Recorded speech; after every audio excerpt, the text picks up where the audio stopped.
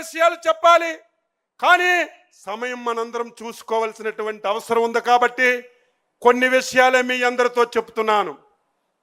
ఈ 24 మాసాల్లో ఎవరైతే జగన్మోహన్ రెడ్డి విధ్వంసం చేశారో మళ్ళీ అన్ని వ్యవస్థల్ని గాడిలో పెట్టాం. ఆగిపోయిన ప్రతి పన్ని శరవేగంతో ముందుకు తీసుకెళ్తున్నాం. అమరావతి శరవేగంతో ముందుకెళ్తుంది. ఎవరికైనా సిగ్గుండాలి, ఎవరైనా మాట్లాడితే అసహించుకుంటారని జ్ఞానమైన ఉండాలి. కానీ గొడ్డల పార్టీ అధ్యక్షుడికి ఆ సిగ్గు లేదు, ఆ జ్ఞానం లేదు. అధికారంలోకి వచ్చినంత వరకు రాష్ట్రానికి అమరావతి రాజధాని అని చెప్పావు. అధికారంలోకి వచ్చిన తర్వాత ప్రజల మధ్యన, ప్రాంతాల మధ్యన పగవు పెట్టి 3 రాజధానులు అన్నావు. 3 ప్రాంతాల్లో మొన్న జరిగిన ఎన్నికల్లో నీ పార్టీకి కర్ర కాల్చి వాత పెట్టిన సిగ్గు లేకుండా కనీసం క్షమాపణ చెప్పి నాది తప్పయిందని ఒప్పుకుంటాడు అనుకున్నాను.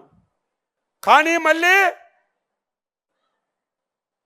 మొన్ననే కేంద్ర ప్రభుత్వం పార్లమెంటులో, రాజ్యసభలో, ఈ దేశంలో ఉన్నటువంటి అన్ని పార్టీలు ఆంధ్రప్రదేశ్ ఏకైక రాజధాని అమరావతిని చట్టం చేసిన తర్వాత కూడా మావిగనని చెప్పి మళ్ళీ మన మధ్యన మాట్లాడుతున్నాడంటే ఆ గొడ్డల పార్టీ అధ్యక్షుడికి ఏమనాలో అర్థం కానటువంటి పరిస్థితి అని చెప్పి తెలియజేస్తున్నాను.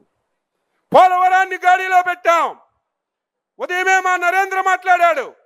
2014-19 69 లక్షల కోట్లు ఇరిగేషన్కి పెట్టి మొత్తం ప్రాజెక్టులన్నీ పరుగులెట్టించాం. 5 సంవత్సరాల్లో ఒక్క ప్రాజెక్ట్ ఇవ్వలేదు. మాట్లాడితే రాయలసీమ బిడ్డని నేనంటాడు, రాయలసీమకి ఉద్ధరించానంటాడు. రాయలసీమకు కూడా 1 ఎకరాకు కూడా నీరిచ్చినటువంటి సందర్భాలు లేవు. మళ్ళీ చంద్రబాబు నాయకత్వంలో ఇరిగేషన్ ప్రాజెక్టులన్నిటికి కూడా ముందుకు తీసుకెళ్తున్నాం. ఈరోజు మనందరం గొడ్డల పార్టీ అధ్యక్షుడంటే గింజుకుంటున్నాడు. ఏం తప్పు మాట్లాడుతున్నామా? ఇందులో ఏమైనా పొరపాటు ఉందా? నువ్వు 100% గొడ్డల పార్టీ అధ్యక్షుడివే అని చెప్పి తెలియజేస్తున్నాను. మనమంటే మొన్ననే వచ్చి ఒక పాత్రికేయుల సమావేశం పెట్టాడు. నన్ను గొడ్డల పార్టీ అంటున్నారని, నేనేం చేశానని. ఆ ప్రెస్ మీట్ చూసిన తర్వాత మన మహానాడు వేదికగా జగన్మోహన్ రెడ్డికి అభినందనలు తెలియజేస్తున్నాను. ఆ ప్రెస్ మీట్ ఎందుకు పెట్టాడు? మీరందరూ నా ఒక్కనే గొడ్డల పార్టీ అంటున్నారు. నాది కాదు, మా కుటుంబ నేపథ్యమే ఒక ప్రేక్షణ పునాదుల మీద పుట్టిందని సాక్షాత్తు జగన్మోహన్ రెడ్డి పాత్రికేయుల సమావేశంలో పుట్టాడు.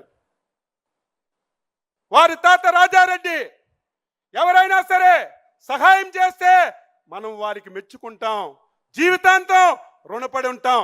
ఒక బలహీన వర్గాలు చెందిన వ్యక్తి మీరు రండి, మా మైన్లో వాటా ఉండి అందరం కలిసి ముందుకెళ్దామంటే ఆ మైన్ ఓనర్కే చంపి ఆ మైన్ను ఓన్ చేసుకొని ఆ డబ్బుతో ఈరోజు సామ్రాజ్యాన్ని నిర్మించుకొని ఆ రోజు నుంచి ఈ రోజు వరకు వ్యవహరిస్తున్నారు. మన అధ్యక్షుల వారు ఎప్పుడూ చెప్తారు, ఇది ఒక ప్రేక్షణ కుటుంబం. చాలా అజాగ్రత్తగా మనం ఉండాలి. అజాగ్రత్తతో ఉంటే చాలా పొరపాటు జరుగుతుంది. వాళ్ళ తాత రాజారెడ్డి వేట కొడవలతో స్టార్ట్ చేశాడు, తండ్రి కత్తులతో స్టార్ట్ చేశాడు. ఈయన వచ్చేసరికి గొడ్డలతో రాజకీయం చేసి ఈ రాష్ట్రాన్ని మొత్తం నాశనం చేయడానికి ఒక కంకణం కట్టుకొని పనిచేస్తున్నాడు. మాట్లాడితే అబద్ధాలు. నిన్న ఈరోజు పవిత్రమైనటువంటి మహానాడు జరుపుకుంటే నిన్నే ఒక సమావేశం పెట్టాడు. నిన్న మీ ఎమ్మెల్యేలు, ఎమ్మెల్సీలు విద్యాశాఖ కార్యాలయంకి వెళ్ళి డిఎస్సిలో అవినీతి జరిగిపోయిందని సిగ్గుందా? లజ్జుందా? మాట్లాడే నైతిక హక్కు నీకుందా? 5 సంవత్సరాల అధికారంలో ఉండి ఒక్క ఉపాధ్యాయు పోస్టు కూడా నువ్వు తీయకపోతే మా యువ నాయకుడు అధికారంలోకి వస్తే మొదటి డిఎస్సి పెట్టి నేను ఉద్యోగాలు ఇస్తానని ఒక మాటిచ్చి మీరు కక్షగట్టి ఆ నోటిఫికేషన్ ముందుకెళ్లకుండా వందల కోట్లు కేసులు కోర్టులో వేస్తే కోర్టులన్నీ క్లియర్ చేసి డిఎస్సిని పారదర్శకంగా చేసి ఉద్యోగాలు ఇచ్చాం. పోనీ ఏదైనా తప్పు జరిగిందంటే ఎప్పుడు అడగాలి? పరీక్ష జరిగినప్పుడు అడగాలి. ఉద్యోగ పత్రాలు ఇప్పుడే జరగాలి. దొంగల పడిన 6 మాసాలకి కుక్కల మొరిగినట్టుగా ప్రజా సమక్షంలో వాళ్ళకి మనం ఉద్యోగ పత్రాలు ఇచ్చి వాళ్ళు పాఠశాలలో జాయిన్ అయ్యి వారు బ్రహ్మాండంగా చదువు చెప్పుకుని సంవత్సరం తర్వాత గొడ్డల పార్టీ బాగా ఎక్కింది కాబట్టి దీన్ని డైవర్ట్ చేయాలి.